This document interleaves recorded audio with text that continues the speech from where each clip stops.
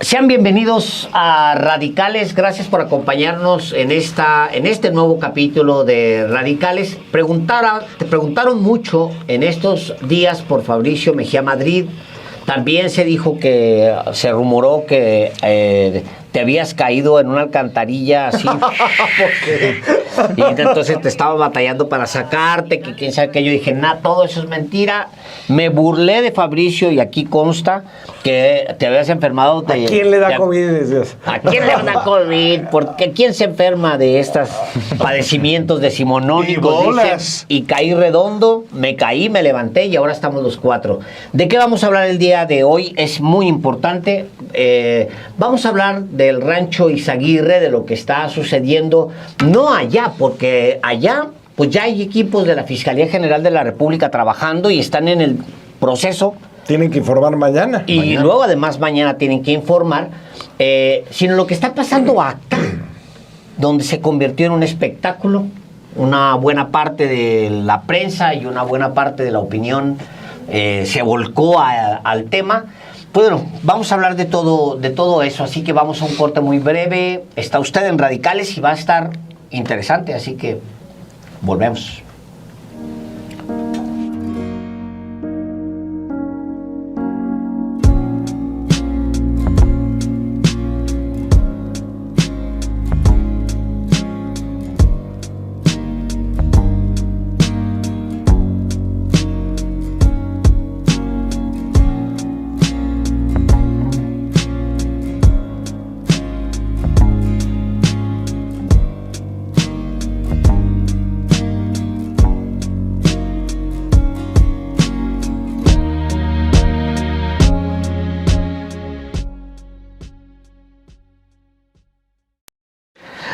Ya estamos de regreso aquí en Radicales. Bienvenido Fabricio Mejía, que gracias, ya me recuperé. Sí estuvo enfermo y ya está recuperado. Bienvenido Álvaro Delgado, también gracias. No, pues bienvenido tú también. Y yo también bienvenido. Y Héctor Alejandro Quintana. Gracias. Bienvenido.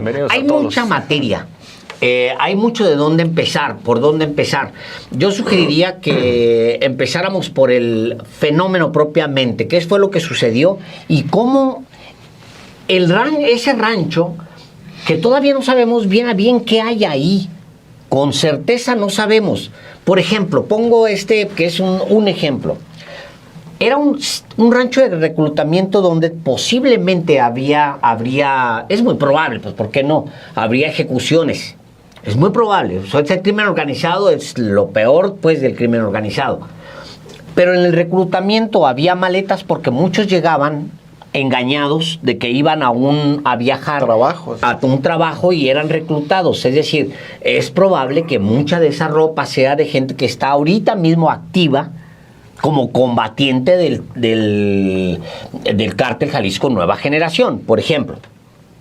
Yo diría, todavía no tenemos ni siquiera clara la película, pero el rancho se convierte prematuramente en un ejemplo de la negligencia de Claudia Sheinbaum y de la gran tragedia que fue el sexenio de López Obrador. ¿Qué opinas, Fabricio? Bueno, para empezar, hay que notar el cambio que hubo en los medios y en estos 20 millones que se gastaron en 4 días en los bots, que es ya no nombrar fosas clandestinas o campos de entrenamiento, sino decir campo de exterminio. Así es. Que es una cosa muy específica que tiene que ver con los nazis. Es decir, siguiendo, digamos, la clásica división que hace Hannah Arendt de esto, en los orígenes del totalitarismo, uno es el Estado, hay que empezar por ahí, es el Estado que dice, este tipo de población no pertenece al país, entonces la congrego en un lugar. La confino. La confino. El siguiente es, bueno, estos que están confinados los voy a utilizar para que produzcan algo gratis, es mano de obra esclava. Y esto último, que solo corresponde a los nazis, en alguna medida a Sudáfrica, que es donde se da el origen de esto, es simplemente producción de muerte. Es decir, es exterminio por exterminar, porque hay que terminar con esos rasgos biológicos, esa genética, etcétera. Tiene un componente racial. Bueno, los medios les valió toda esta diferencia y vieron zapatos y dijeron campos de exterminio en Jalisco. Los campos de entrenamiento son viejísimos, ustedes lo saben mejor que yo.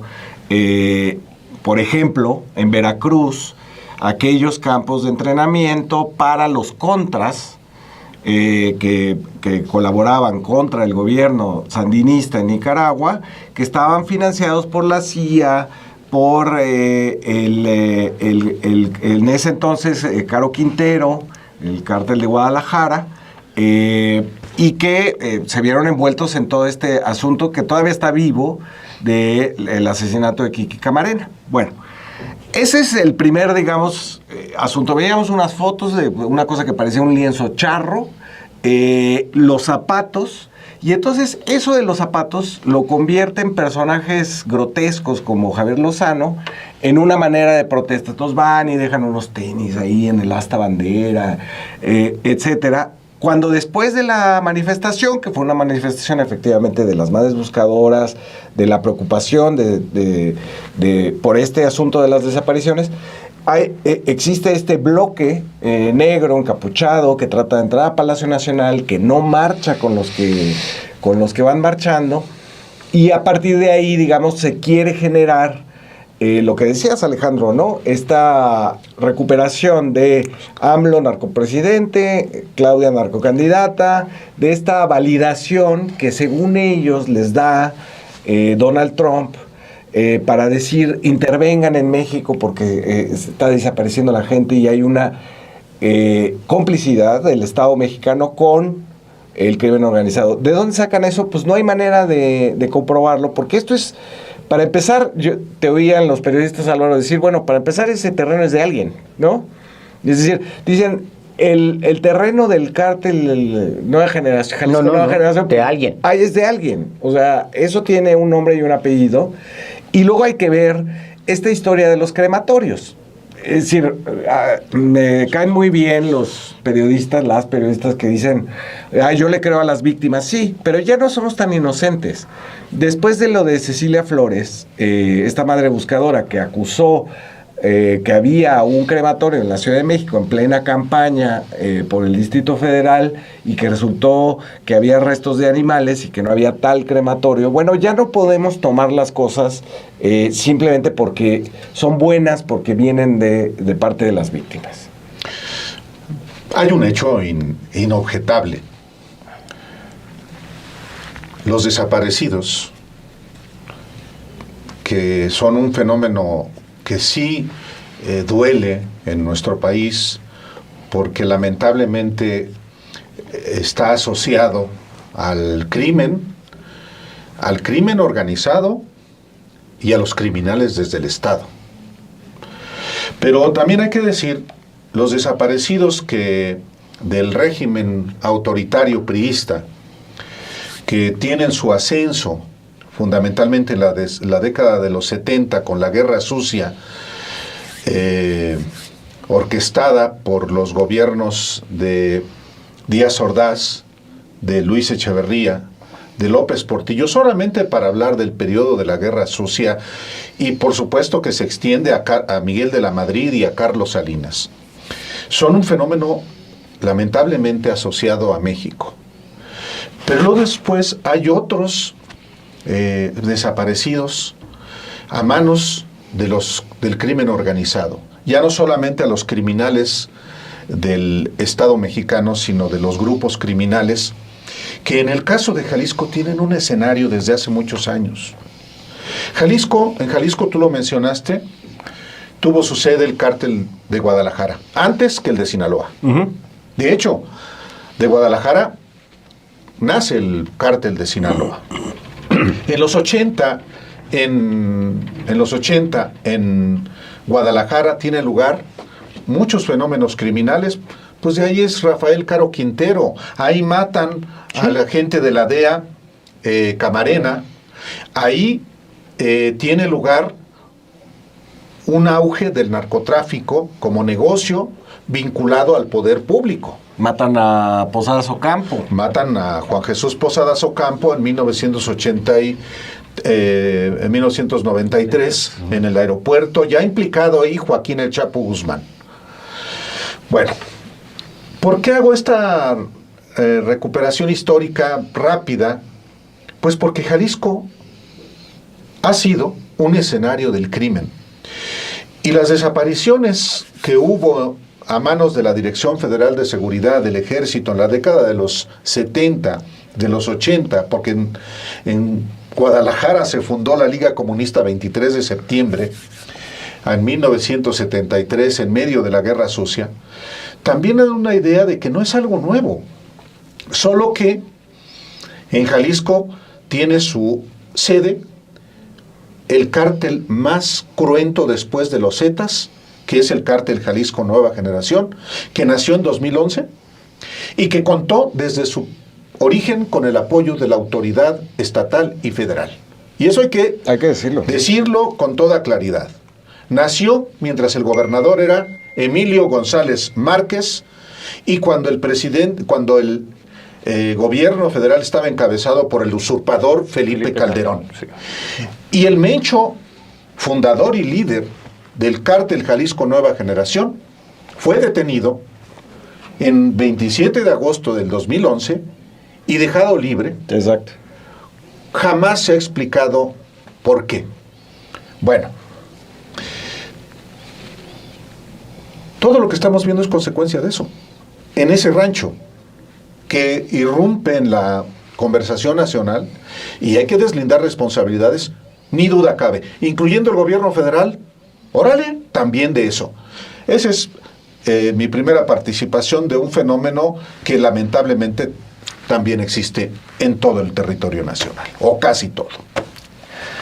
Y bueno, yo voy a secundar esta línea porque siempre es muy importante llevar la reflexión a los antecedentes, porque hay que sacudirnos de esta idea de que las cosas ocurren por generación espontánea, como si lo que nos encontramos el día de hoy, así sea 2025, fuera un hecho de 2025 nada más. No, hay enlaces que además son fortísimos. Yo quiero llevar esta lógica a lo del doctor Frankenstein, ¿no? Cuando creas un monstruo que después se te sale de control. Bueno, al menos el monstruo de Frankenstein tenía cierta nobleza, ¿no? Cierta humanidad, pero aquí estamos hablando de cosas... Es el chiste de María Chile. Exactamente, ¿verdad? Eso es lo que trataba de plantear la escritora Mary Shelley. Bueno, el asunto es que la desaparición forzada en México es una práctica esencial. Bueno, es una práctica distintiva del siglo XX mexicano en cuanto al impacto de la Guerra Sucia en el contexto de la Guerra Fría Interamericana. Vamos a plantearlo de este modo. Lo que fue la Operación Cóndor en el Cono Sur tenía un antecedente. que Stella Caloni lo reseña muy bien en su libro clásico sobre este fenómeno, y es que era la Operación Fénix en la Guerra de Vietnam, donde los soldados gringos en ese país torturaban y tomaban presos a presuntos guerrilleros comunistas en Vietnam, y para evitar que la gente, que los familiares de estas personas fueran a tratar de salvarlos o averiguar cómo estaban estos personajes, que muchos de ellos seguramente eran no solo inocentes, sino que no tenían nada que ver con el conflicto político, lo que hacían los soldados estadounidenses era llevarlos de un lado a otro, ¿no? Los secuestraban, porque eso no era detenerlos, era secuestrarlos, era privar a la gente ilegalmente de su libertad. Una detención tiene que contar con un proceso jurídico previo. Aquí no había tal cosa, era un secuestro. Y se los llevaban de una población a otra para evitar que las familias pudieran encontrarlos. Estas prácticas son el antecedente de la Operación Cóndor, que llevaron a la institucionalización interestatal entre dictaduras del Cono Sur para... Estás hablando de Argentina, Chile, sobre todo Brasil, Argentina Uruguay. y Chile, sobre todo Argentina, Chile y Paraguay, que fue la dictadura que registró absolutamente todo y donde terminarían encontrando los archivos que documentaban todo esto en Paraguay. El asunto era que en Chile, cuando se da el golpe de Estado, era en 1973 y todavía gobernaba el peronismo en Argentina. Entonces muchos chilenos se fueron hacia Argentina a exiliarse, y cuando se da el golpe en Argentina en 76 se empieza a manufacturar esta parte. ¿Cómo en México la situación era distinta? Porque aunque hubo... hubo un nivel de violencia tremendo, muy parecido, no muy lejano a lo que pasaba en las dictaduras del Cono Sur. En el caso mexicano se hacía de manera clandestina porque, a diferencia de las dictaduras, no había aquí un anticomunismo de Estado, no había una identidad como sí la había en el Cono Sur. En el caso de México existía, pero de manera discreta o de manera soterrada, como que era un gobierno que al exterior quería manifestarse progresista, pero al interior hacía estas cosas y lo hacía de manera soterrada. Y entonces, así como en Argentina, el rasgo distintivo de la represión estatal fue el robo de bebés, en el caso de México, como documentaron Camilo Vicente Ovalle y Fritz Glockner, fue la desaparición forzada. Entonces, esta ha sido una herramienta que se utilizó desde el Estado para contener a los presuntos peligros comunistas de aquel entonces, que cuando termina la Guerra Fría, Lorenzo Meyer plantea que es muy probable que estos grupos entrenados, estos grupos que estaban, que solamente tenían esta lógica de destruir al adversario, porque pues era la lógica de ese momento, una lógica criminal, desde luego injustificada, pues hayan tenido esta sumatoria al crimen organizado, ¿no? Porque pues está la posibilidad de que, por ejemplo, los caiviles hayan sido este enlace entre lo que fue la Guerra Fría a la Guerra Sucia, a la guerra contra las drogas. Entonces, pues hay que mirarlo de ese modo. Es muy importante señalar que lo que pasa ahora en Jalisco tiene que matizarse en el sentido de, bueno, en el siglo XX era un hecho que estas desapariciones forzadas eran obra del Estado mexicano.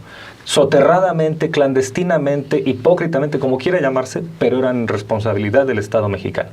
Hoy son responsabilidad del crimen organizado. Que haya complacencia de estructuras del Estado, eso es condenable. ¿Complicidad? Complicidad, desde luego, y tiene que sancionarse. Pero sí hay que hacer esta distinción, porque achacar eso, achacar lo que pasa ahora a la presidenta de la República como si fuera Díaz Ordaz o Echeverría, sí, pues es una tontería absoluta. La exigencia debe ser a la resolución del problema, pero imputar responsabilidad como si la hubo notoriamente, deliberadamente en otras épocas, pues bueno, es no entender... Aún en Ayotzinapa. Por supuesto, sí. Entonces hay que entender este Frankenstein así y pues yo creo que, bueno, aquí dejo, ya después hablo de las consecuencias y efectos. Mira, hay una construcción permanente, constante de narrativas para ver cuál pega y de qué manera se hace daño. Quiero poner un ejemplo de los últimos días, casi horas. Campo de exterminio, menciona el periódico Reforma. Habla de algo que no conocen, ni siquiera se ha parado ahí un reportero todavía, o sea, ya habla de un campo de exterminio extendido, además habla de un campo de exterminio extendido, creo que luego menciona uno en Guerrero, y no sé dónde, otro en Tamaulipas que se desmiente, y luego el de Guanajuato, en fin, como si no... los campos de exterminio existen, sí existieron, con Calderón sobre todo. Les recuerdo que una prisión, la prisión de Piedras Negras, se convirtió en un campo de exterminio durante el gobierno de Humberto Moreira, documentado. Se encontraron los hornos allá adentro, se quemaban familias enteras, se eliminaban familias enteras. Bueno, ¿Allende qué es? Es el exterminio de familias y familias. Nunca vamos a saber cuántas familias fueron exterminadas en Allende por un grupo criminal, los Zetas, que operó con Felipe Calderón en total impunidad. Ahora ya sabemos por qué, porque un narcotraficante dirigía esa guerra. Ya ni siquiera tenemos que buscarle más. El narcotraficante es muy probable que tuviera una vinculación directa con el entonces presidente. El presidente lo niega, Felipe Calderón, pero el narcotraficante está pagando una condena de por vida allá en Estados Unidos. Bueno, en las últimas horas habla Reforma de campos de exterminio sin comprobar absolutamente nada. Campos de exterminio. Después habla, es muy padre la narrativa, ayer, de un portaaviones dirigiéndose hacia México con misiles. Con misiles, sí. Sí. Que si tú lo ligas, que si eres un imbécil, como de esos que sobran, y lo ligas inmediatamente con lo que había dicho apenas unas semanas antes, Oscar Mario Betetas, creo que se llama ese señor, que decía que había ya drones volando el rancho del presidente López Obrador. Él fue el que lo dijo. Sí, claro. Ahí, entonces, si lo ligas con eso y eres un imbécil, entonces dices, cabrón, o sea, Reforma, ya viene el portaaviones con misiles, dice Reforma, porque viene portaaviones, misiles cargados, y el Golfo o lo de que México, sea, ¿no? Golfo, México, ¿no? Sin el D. Golfo, México, tú, yo, nosotros. Macuspana, cuidado. Palenque. Bueno, Palenque. Y luego, y si tú amaneces con una nota que dice, el día de hoy, dice... Tras 124,000 desaparecidos, lanzan estrategia. Entonces dices tú, claro, es que Claudia Sheinbaum lleva 124,000 individuos desaparecidos. ¿Cómo le hizo en lo que lleva? Pues que son unos meses de gobierno. De octubre ¿Quién sabe? Pero 124,000 desaparecidos de Claudia, y hasta ahorita, Claudia, ¿lanzas una estrategia? ¿Cuántos querías juntar? ¿1 millón, 2 millones? ¿Cuántos millones? Los desaparecidos, 124,000, corresponden a todo el conteo de desaparecidos desde 1962 hasta nuestros días. Entonces, cualquiera que sea esta persona que me refiero, con todo respeto, como un imbécil, que lea Reforma y que se deje llevar por toda esta narrativa, entonces está pensando, o sea, qué irresponsabilidad de gobierno, que después de desaparecer, porque es desaparecer, exterminio es efectivamente como tú lo planteas, es el Estado encargado de desaparecer, o sea, es Auschwitz, es Birkenau, son todos los campos de exterminio, eso es. No, ahí no hay vuelta de hoja, es el Estado participando en una acción para eliminar otro grupo. Entonces, cuando dices tú 128,000 desaparecidos, y hasta ahorita lanza una estrategia Claudia Sheinbaum. ¡Qué bárbara! Irresponsable, qué bárbara. No, es asesina porque es narca. Es narca. Entonces ahora aquí ya se comprueba. Esa es la comprobación de que es una asesina. No es una asesina cualquiera, es una magnicida. O genocida. Genocida más bien. Exacto. O sea, entonces son narrativas que corren en distintos canales dependiendo también ¿qué tipo de audiencia llega? Voy a otra línea. Fíjate nada más, esa es la línea Reforma, que se supone va a académicos y a clase media, media alta. O sea, porque ese es el nicho, yo recuerdo que se había propuesto Reforma captar. Cuando yo estaba ahí, al menos, eso es lo que yo escuché. Cuando yo trabajé en ese periódico, íbamos al nicho medio alto, no era imprimir masivamente periódicos, era imprimir nada más lo suficientes para llegar a esos nichos. Punto. Ahora, cuando ya te bajas a otros niveles, a otros nichos, tienes a una Elena Chávez. O sea, que sí, o sea, que ya es el nivel. Ya dices Elena Chávez y se ríe la gente. Sí, o sea, cuando yo leí el prólogo de lo leí porque lo tuve que leer porque Por creo que alguien también. Sí, no, me lo pusieron aquí, no me acuerdo bien por qué lo leí yo en particular. Sí, ya sé por qué. Que dije, y entonces investigué, no sé qué, del segundo libro, ¿no? El segundo. Porque como el primero no traía datos. Yo ya no llegué al segundo. El primero no traía datos, el segundo sí iba a traer datos. Sí, había prometido. Esa era la promesa del segundo libro. Y entonces agradezco a Fernando Belauzarán y a Guadalupe Acosta Naranjo. Dije yo. O sea, sus mentores para hacer ese libro eran dos de los personajes más patéticamente pobres de México. Intelectualmente hablando, me refiero. O sea, dos mequetrefes mentales. Pero tú la ves, tú la lees a ella. Una fuente de Palacio le dijo que abajo de los sótanos de Palacio Nacional voy a inventar, obviamente, y da lo mismo que lo invente o no lo invente. Hay toneladas de cocaína guardadas. ¿Quién dice otra cosa? No, tiene retweets. Claro. Cientos o quizá miles de retweets. Me informan. ¿Quién cree que es ella? ¿Qué cree que no sabemos quién es realmente ella?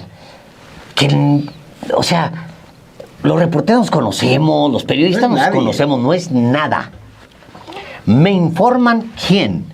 Quiero saber una sola fuente. Me informan que Marina del Pilar fue agregada por el gobierno de Trump como en su lista de narcogobernadores. Claro, porque ya habían armado una lista de narcogobernadores que incluía a Américo Villarreal y también al de Sinaloa. Entonces ella trae su otro propio rollo, allá traen su propio rollo y ella entonces agrega en su lista mental, que se armó también como la máquina de escribir del jefe Gorgori aquí en el aire. Me informan que también, ¿no? Perdón, tocayo, que te interrumpa solo para aportarte aportar a tu argumentación. Yo sí tuve que leer ese libro, el del Rey del Cash, un acto de masoquismo de mi parte. Tremendo. Sí, yo también lo leí, para hacer una columna. Sí. Cada página, no había una sola página sin algún error atroz. Así, por ejemplo, ella no sabía que Arturo Núñez se había sumado al PRD en 2005. Para ella dijo, no, él llegó al PRD en 2012, no sé cuántos años de retraso tenía. Ella dijo que Manuel Bartlett se había sumado al gobierno de López Obrador porque Alberto Anaya lo recicló en 2018. Dije, bueno, es notorio y público que López Obrador, que él llamó a votar por López Obrador 12 años antes, en 2006, y que López Obrador el 9 de marzo de 2012, o sea, 6 años antes de lo que plantea Elena Chávez, públicamente dijo en Tlalpan, sí, Bartlett se suma y fue senador de la República del PT durante de 2012 a 2018. Esta señora no tenía idea. Y aún pero así, tiene fuentes adentro de la Casa Blanca. Sí. Y Aguilar Camín, mira, sí. Claro. Sí. Aguilar Camín dijo, bueno, son detalles de narración que se pueden objetar, pero la tesis es correcta, por favor. Bueno, ya, o sea, era todo. No, bueno, te concluyo con eso. O sea, es capaz de citar una fuente dentro de la Casa Blanca. Tiene fuentes dentro de la Casa Blanca. ¿Quién se lo puede creer? Sí hay quien se lo crea. Aguilar Camín. Bueno, Aguilar Camín. O sea, Que está ya al nivel de ella. pues sí. Van tirándose líneas narrativas para ver cuál pesca y seguirlas alimentando desde distintos estratos, pero Ahora, son parecidos. Esto que denuncia hoy la presidenta Sheinbaum sobre los 20 millones gastados en 4 días para colocar el tema es, no es los desaparecidos en Jalisco, sino es el campo de exterminio, porque el gobierno de Claudia Sheinbaum tiene un pacto con el narco y queremos que intervenga Estados Unidos para solucionarlo. Esa es la narrativa en su forma, digamos, más simple. Se lanza esto en X, y que es territorio algorítmico para cualquier locura de la derecha, no para las de la izquierda. Se lanza esto como una validación de aquella campaña que duró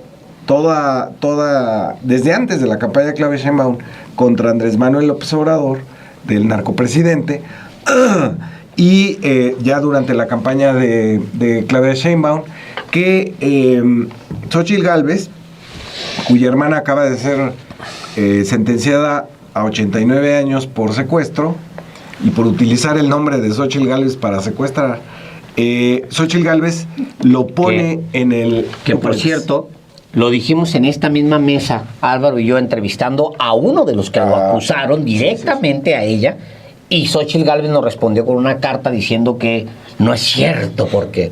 Perdón. Fue en este mismo estudio. Aquí en este mismo estudio. estudio. Hijo de la señora secuestrada apuntó directamente y dio evidencias del secuestro de Malinali Jacqueline Gálvez Ruiz, hermana de la ex candidata del PRIAN. Usando las listas de invitados a los eventos de Xóchitl Gálvez. Exacto, lo dijo aquí, y además las vinculó, digamos, porque habían estudiado en las mismas escuelas. Sus hijas estudiaban, ¿no?, en los mismos colegios. Sí. O sea, tal cual, digamos, una la operación... hija de Xóchitl Gálvez con la hija de la señora secuestrada. Pero bueno, Xóchitl Gálvez utilizó este asunto de la narcopresidenta en los debates del INE que hubo, a tal grado, digamos, que se convirtió en su única beta argumentativa este infundio, digamos, de que había una complicidad con el Estado mexicano de parte del crimen organizado, o al revés, cuando pues ellos venían de la sentencia a Genaro García Luna, que es el único funcionario público de alto nivel que ha sido sentenciado por narcotráfico, y que pues, pertenece a todo lo que sucedió en el gobierno de Felipe Calderón.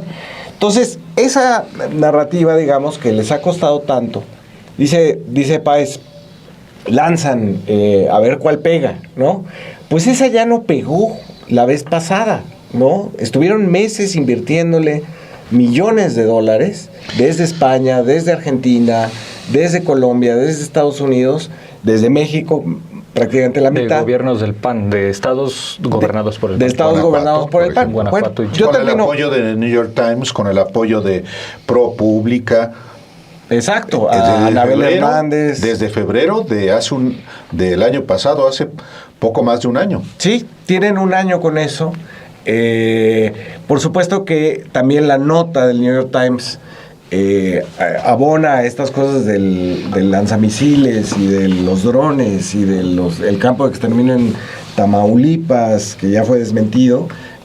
Lo del New York Times también es la idea de hackearon el teléfono de la presidenta. Imagínense qué irresponsabilidad no tener, por la austeridad republicana no tienen cubierto eso. No, esta reportera del New York Times que se ha hecho el oso ya 3 veces, yo ya la había corrido, o sea, la cocinita, en fin. Pero la idea, digamos, es que el New York Times le sirve a esta narrativa de decir, hay un desorden en México, hay una complicidad del Estado con el narco, por lo tanto los Estados Unidos deben intervenir militarmente. Todo esto en el marco de una negociación económica de aranceles, de a ver si nos quedamos o no nos quedamos con algún tipo de tratado de libre comercio, para sobajar a alguien como Claudia Sheinbaum. Termino nada más con 2 datos. Uno es el primero que habla sobre el mitin del Zócalo antes de que exista, es el embajador. de Estados Unidos en México. Él dice, ¿por qué están de fiesta si hay tantos desaparecidos? Eso lo anuncia una semana antes o un poco más quizás, después del meeting de Claudia Sheinbaum en el Zócalo. Y el segundo dato es el bloque de encapuchados que trata de entrar a Palacio Nacional. Contiene, digamos, dentro de sus personajes a una mujer que fue la que sacó la varilla en la puerta del Senado cuando la reforma judicial. Es la misma persona, por lo tanto podemos interpretar que esa operación de tratar de entrar a Palacio Nacional es de parte de los mismos que estuvieron en contra de la reforma al Poder Judicial. Yo diría, sobre lo último que tú dices, ¿no el Senado presentó denuncias ante la Fiscalía General de la República contra quienes irrumpieron en el Senado? ¿Dónde están? ¿Dónde están? ¿Dónde diablos están? Y yo oigo el bloque ese negro, Álvaro.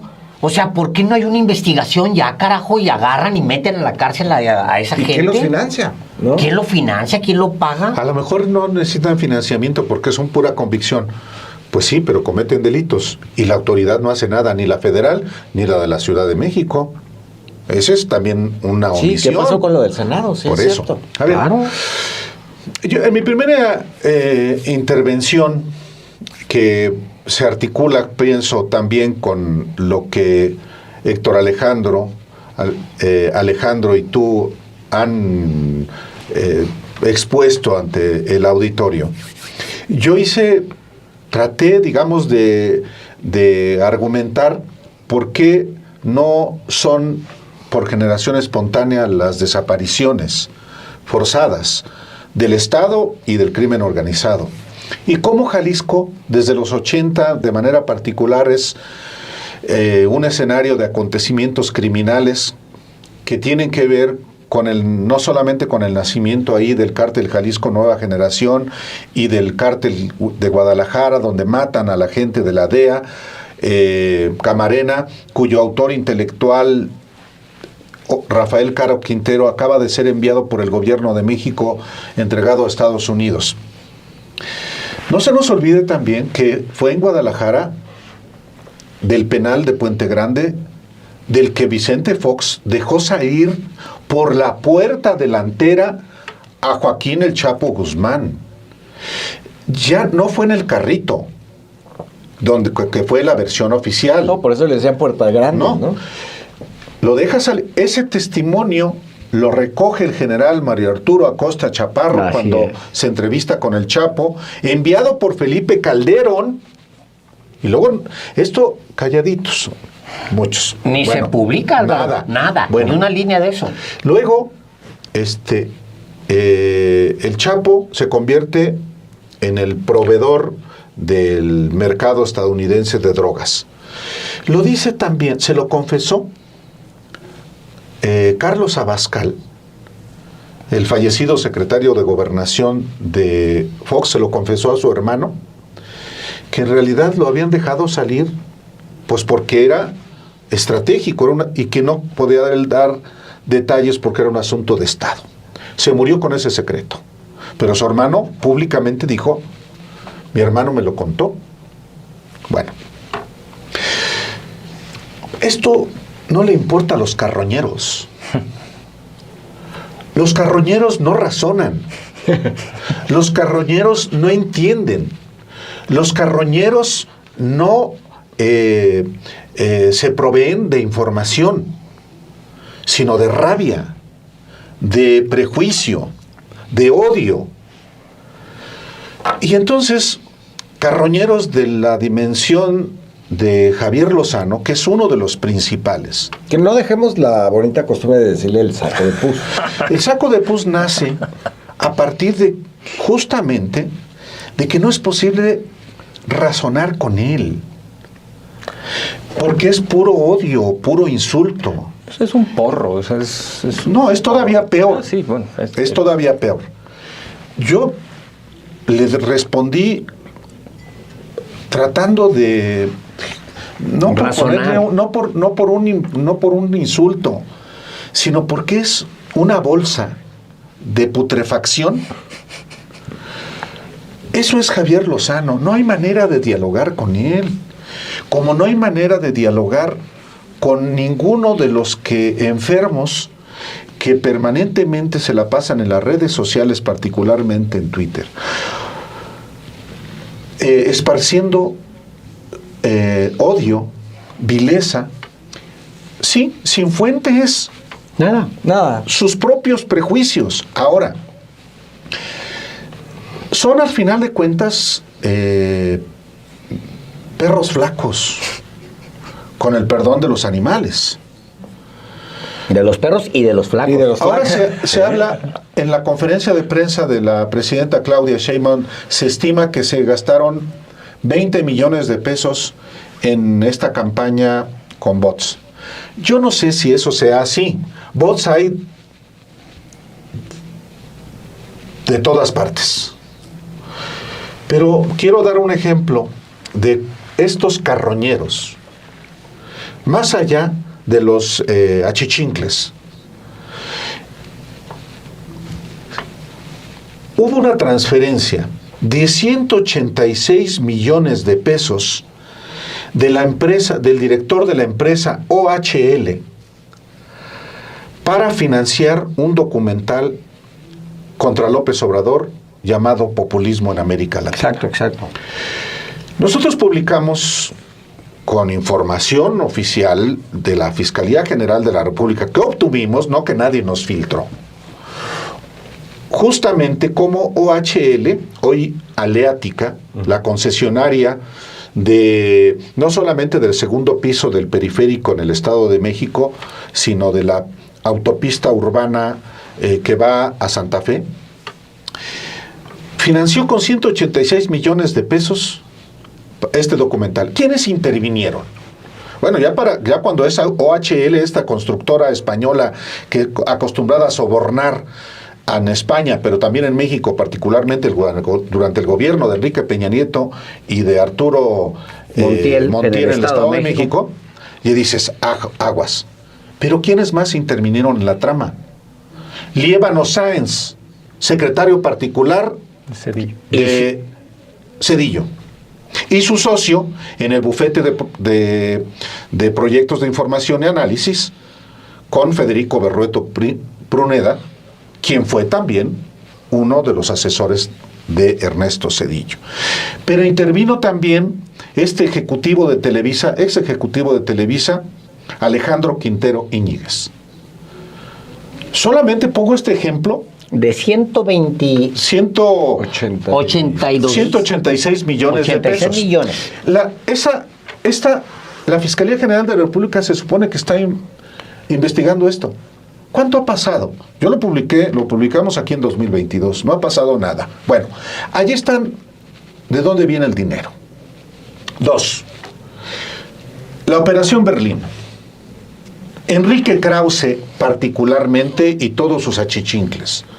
A mí me lo dijo Germán Martínez Cázares, hoy diputado del PAN, que él estuvo ahí y de pronto mejor se zafó. Ya volvió al redil.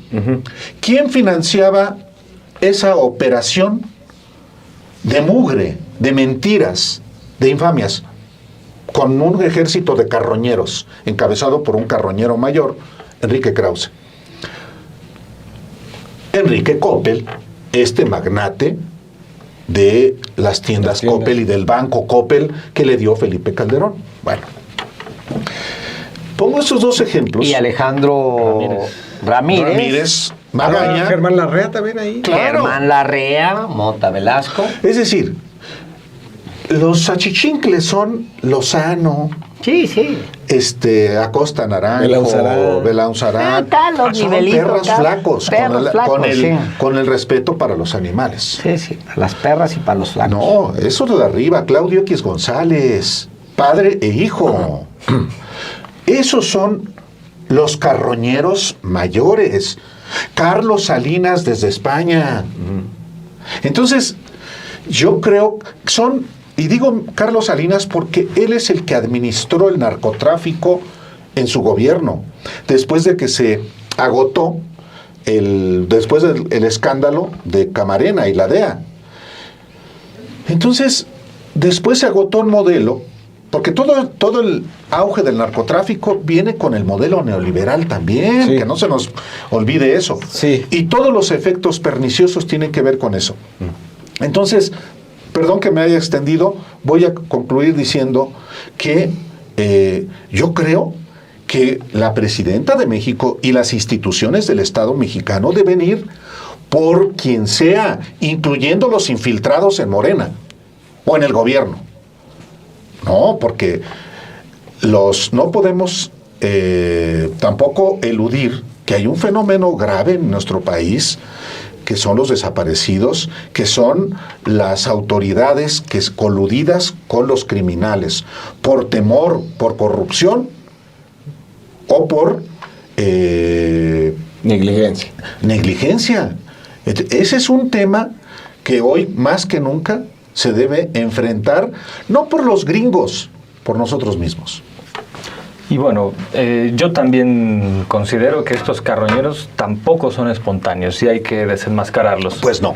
Y el Oscar Mario Beteta fue el que en 2020 se publicó que insultó a la periodista Nancy Flores, ¿no? Que le dijo pinche vieja cuando estaba ella investigando. Sí, que le marca. Le marca por teléfono. Bueno, Es en fin, correcto. ahí eso retrata nítidamente el tipo de personaje que pues.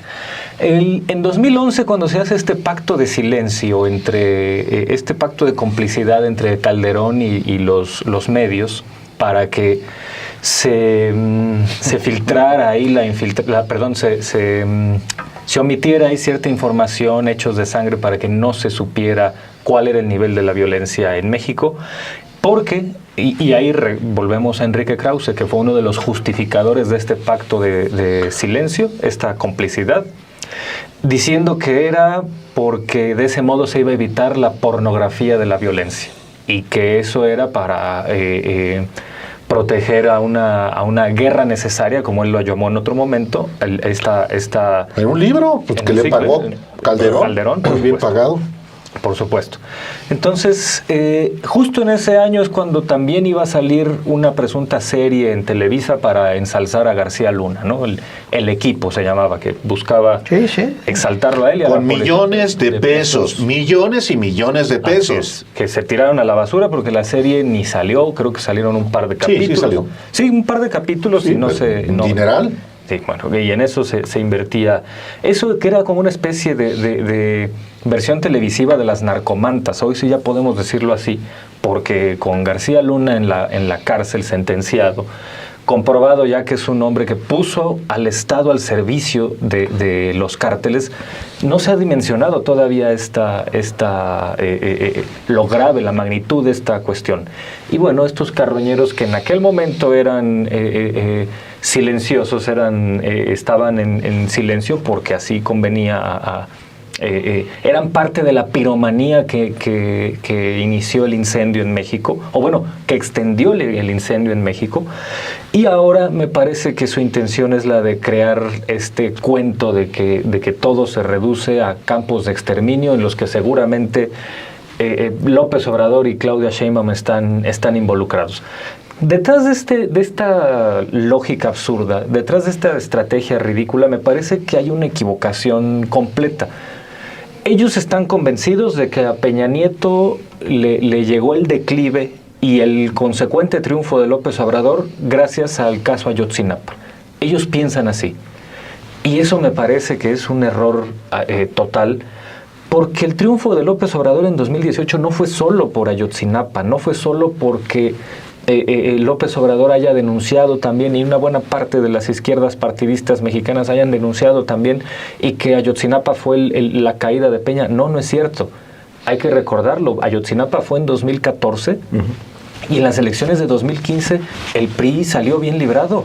En las elecciones intermedias recuperó la mayoría junto con el Verde. Exactamente.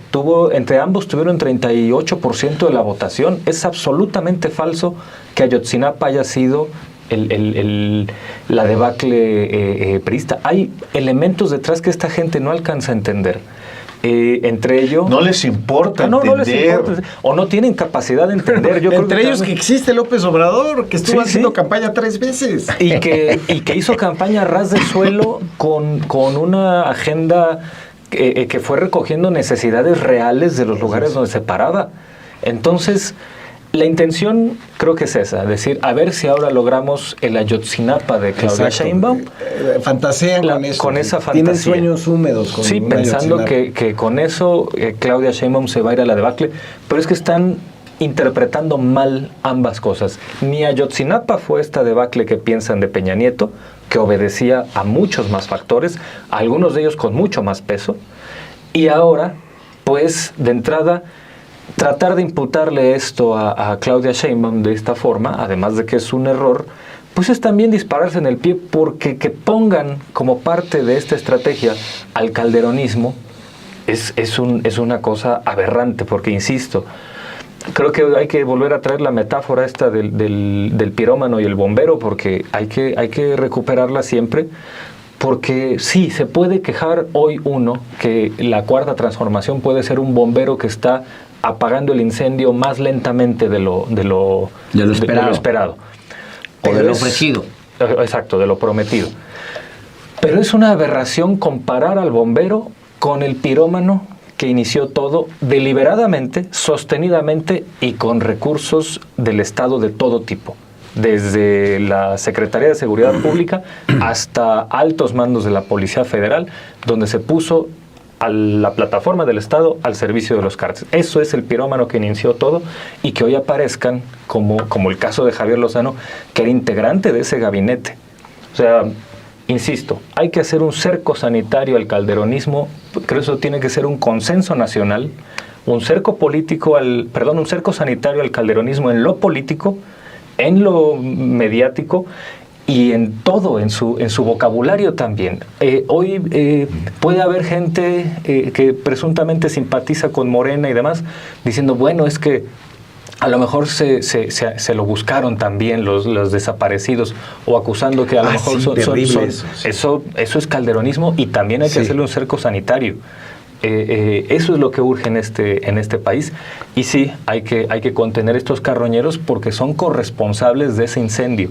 Lo hicieron con su omisión de 2011, este pacto de complicidad mediática, y hoy es inadmisible que quieran aparecer como voces morales diciendo que hay campos de exterminio en México por culpa de López Obrador y de Claudia Sheinbaum. Lo veo imposible. ¿El cerco sanitario? No, el cerco a los calderonistas, los calderonistas ya ni existen, hombre, andan 3 pelagatos ahí más desacreditados que ganando millones, y ganando ahí, millones, sí. sí, Bueno, sí, pegados, sí. Pero cada vez las fuentes están más reducidas, No, por supuesto, están sí. más acotados, están muy ubicables, etcétera, los Y calderonistas. repudiados por la sociedad. Y repudiados. Y lo que sí es que sí hay, digamos, fuerzas que todavía no terminamos de ubicar. Hoy mismo la pregunta es ¿de dónde salieron 20 millones de pesos para pagar la campaña de los últimos días? Pero ¿de dónde salió este de otro dinero? ¿Pero de dónde salió este otro dinero? ¿Y de dónde salió este otro? Y en la medida en la que la Fiscalía, y ahí retomo lo de Álvaro, no haga su trabajo y que el Estado no contenga esto y le ponga nombre y apellido, ¿de qué se trató esa operación, Berlín? ¿De qué se trató? Bueno, pues vamos a ponerle el nombre y apellido. Que no hay un solo investigador en este país que pueda dar con esta gente y meter a la cárcel al que tenga que meter o sancionar a quien se tenga que sancionar.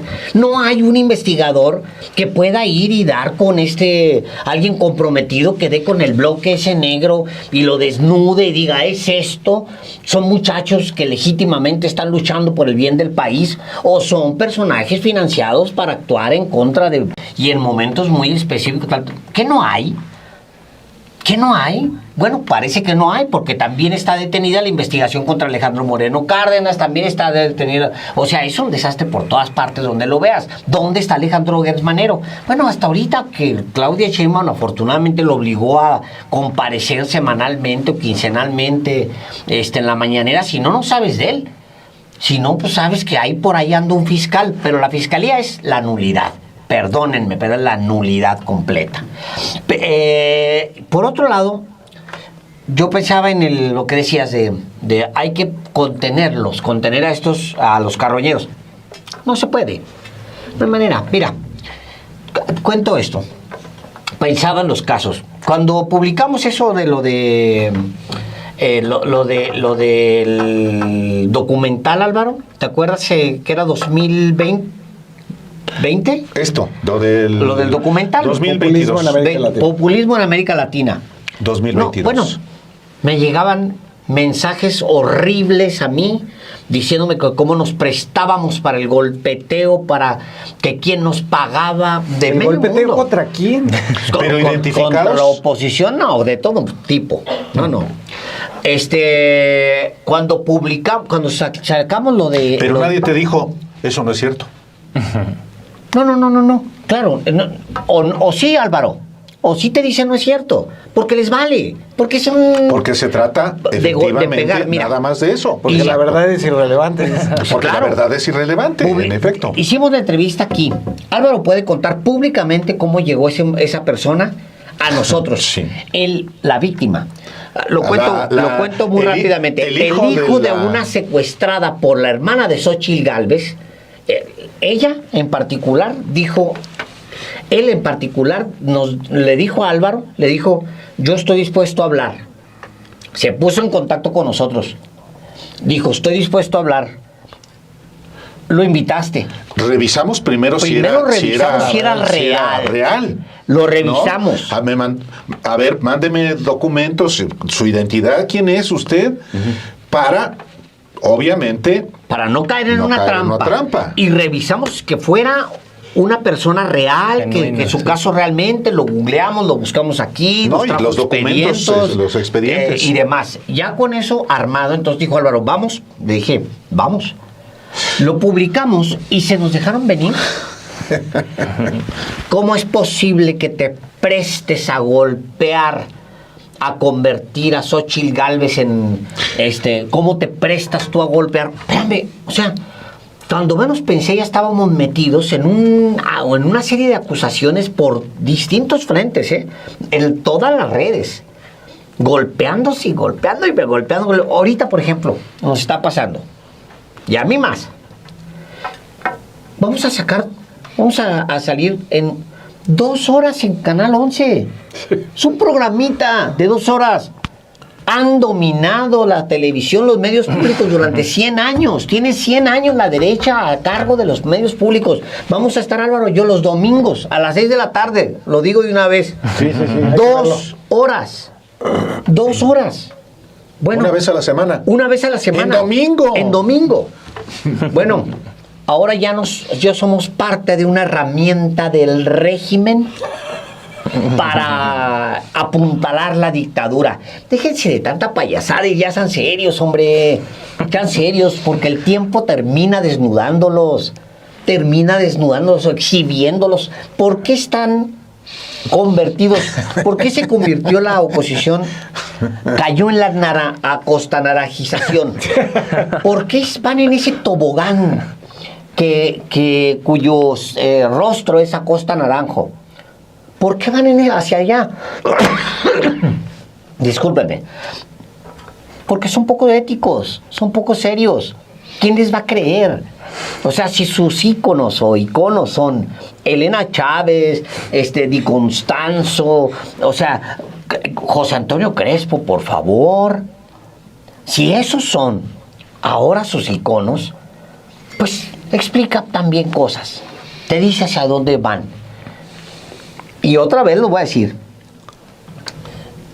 Nuestro oficio es un oficio de carrera larga. Y caen comprobaciones. A veces duras años con un dato en la mano hasta que termina comprobándose. Años. Nunca se me va a olvidar que un jefe de Álvaro Delgado me dijo un día. Ahí andaba Álvaro. Eso nunca se lo he dicho a Álvaro, fíjense. Ahí andaba Álvaro a chingue con que quién sabe qué, que Peña y Calderón tenían un pacto, que no sé qué, que anduvo dale. ¿Y sabes qué? Tenía razón. Años después, ¡pum! Uh-huh.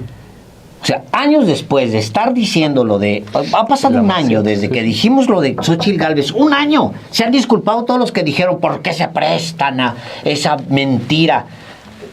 La hermana de Xóchitl Gálvez lo comprueba. Ella lo dice. Sí. Utilizó las listas de Xóchitl Gálvez para secuestrar. Entonces, tranquilos, para los que tienen mucha prisa, tranquilos, porque todas las cosas caen por su peso. Por cierto, haciendo un paréntesis, fue sentenciada el viernes la hermana de Xóchitl Gálvez a 89 años de prisión. Aquí lo informamos con oportunidad en Los Periodistas. Y publica Héctor Aguilar Camín. Así lételo, está bueno. Dice, 89 años. La pena por secuestro agravado es de entre 15 y 40 años. Le sobran 49 de venganza política. ¿A quién? ¿A un juez? Pues no, que Juez, es la hermana. Es el Poder Judicial. Es el Poder Judicial el que le dictó la sentencia. Lo detuvo la gente de Felipe Calderón, Genaro García Luna. Genaro García Luna. El Poder Judicial que encabeza Norma Piña dictó la sentencia. Y la señora, hermana de la candidata del PRIAN que hizo Héctor Aguilar Camín, está impugnando. Claro que no es Héctor Aguilar Camín el que... Y es que Héctor Aguilar Camín retoma un tuit de Ciro Gómez Leiva que dice: tortura, montaje, la dura ley. Malinali apelará. Las dos hijas son ingenieras, trabajan en la empresa de su tía. Está bien, pues es como le lloran a Isabel Miranda. Torres. Está bien. Yo pienso que hacen bien en exteriorizar sus idolatrías, ¿no? Sí. Y perdón, cierro el paréntesis. No, pero... Pero Por ahí va. Es por ahí. Sí. A ver, yo estaba diciendo, no era Héctor Aguilar Camín el que en una reunión de su generación del Patria, del colegio, externó con toda claridad que los jueces deberían de formar parte de la oposición. Eso lo dice, hay que ir a la Suprema Corte y ver a nuestros jueces. Y sí lo hicieron. Y lo hicieron, y ven que lío nos metieron a todos. Unos jueces que están liberando ya políticamente, ya con una intención política, al Mencho, al Chuy, ¿no? Que tenían la intención de liberar a los que acabaron extraditados a Estados Unidos en una acción de emergencia para decir, los van a liberar, Para echarnos a Estados Unidos en contra. nos van a meter en un lío con Estados Unidos. O sea, así de buenos patriotas son los jueces. Bueno, Aguilar Camín decía, son nuestros aliados. Lo decía en esa reunión que se filtró, que la pasó en la mañanera varias veces López Obrador.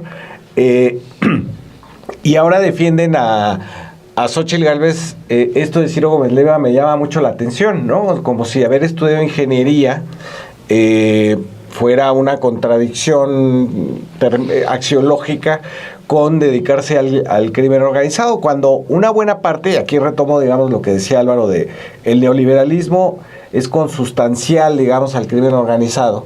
Efectivamente, lo que se ha demostrado en todos los países que aplicaron este modelo económico, necesita de la corrupción y necesita del lavado de dinero para funcionar. Y en ese sentido, digamos, me parece importante que pudiéramos reflexionar, quizás ya no en este programa, pero sobre por qué el Estado mexicano, desde Salinas de Gortari, empieza una estrategia de consolidar grupos del crimen organizado para no negociar con un montón. Esta era la idea de Salinas, que es una idea de Aguilar Camín, que está escrita, de consolidar un grupo, un cártel, para solo negociar con ese cártel, que es una estupidez políticamente. Que por eso dejaron libre al Chapo Guzmán. Exactamente. Vicente Fox. Y se hablaba mucho en aquella época. Bueno, ahí nace la federación con Amado Carrillo, gracias a los oficios de aquel comandante, ¿cómo se llama? González Calderón. Con Calderón, Claro. con Salinas. Claro. La idea de Salinas es esa, es consolidar a alguien con quien negociar. Y me parece que, si vemos la historia de la guerra de Calderón, era la misma intención, digamos, llevar a Costa Chaparro a negociar con uno solo para reconformarlos y que no causaran tantos problemas. Exactamente. A ver, y ahí me regreso otra vez al planteamiento de Álvaro. O sea, Álvaro y yo entrevistamos al general Ángeles Daguajare, que nos cuenta la estrategia de Felipe Calderón, la razón por la que él va a dar a la cárcel siendo subsecretario de la Defensa Nacional, que era enviar a Costa Chaparro, enviar personeros a negociar con los cárteles. O sea, ¿por qué esa línea de investigación no está en ningún lado? ¿Quién toma esas cosas? Se quedan en el aire, están en todas partes y no investiga absolutamente nadie nada. Nada. Ahora, la respuesta es, es que yo no he recibido una denuncia. Híjole, pues qué irresponsable eres. Ese no es el trabajo del periodismo. El trabajo del periodismo no andar en los juzgados. Imagínate, voy a publicar una nota ahorita. Denme 15 minutos ahorita, voy a publicarla. Regreso mañana porque voy a hacer cola para poner una denuncia. O sea, no sean irresponsables. Agarren y asúmanse como Ministerio Público. Son la representación popular. Perdón. No, es que ya vamos cerrando porque está muy bueno.